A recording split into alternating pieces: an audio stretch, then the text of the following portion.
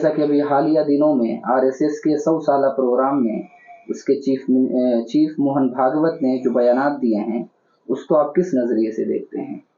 RSS کے موجودہ chief Mohan Bhagwat صاحب کے بیان کے حوالے سے آپ کا سوال ہے، تو اس پر ہمارا کہنا یہ ہے کہ موہن بھاگوت صاحب نے اس سے پہلے بھی اس قسم کے لچکدار بیانات، جس سے یہ پتہ چلتا ہے کہ وہ معتدل مزاج ہیں اور ملک میں بسنے والے تمام مذاہب کے ماننے والوں کے ساتھ عدل، انصاف اور رواداری کے قائل ہیں، ایسا پتہ چلتا ہے بیانات سے۔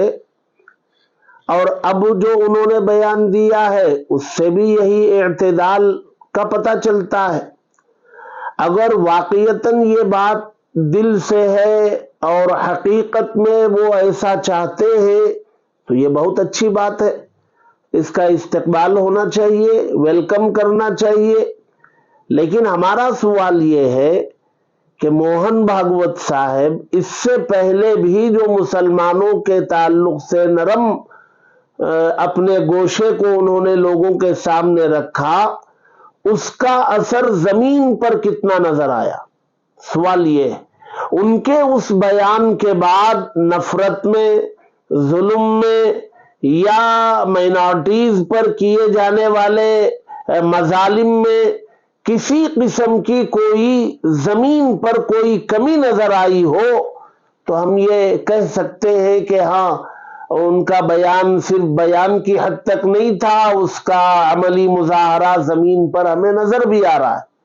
لیکن ہمیں زمین پر ایسا کوئی عملی جو ہے نظارہ دیکھنے کو ملتا نہیں۔ وہ نفرت اپنی جگہ میں ہے، عداوت اپنی جگہ میں ہے، ظلم اپنی جگہ میں ہے۔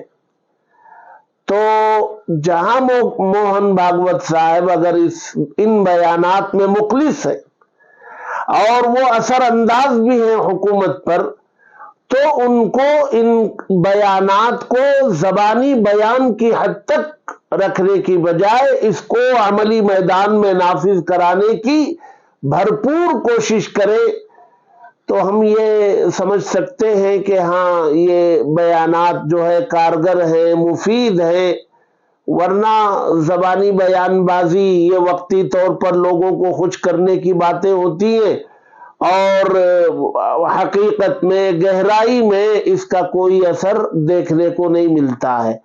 تو اگر ان کا یہ بیان اخلاص پر مبنی ہے، زمین پر وہ اس کے اثرات کو نافذ کرنا چاہتے ہیں تو یہ بہت اچھی بات ہے، اور اگر نہیں ہے تو ہمیں بہت زیادہ خوش فہمی میں مبتلا ہونے کی ضرورت نہیں ہے۔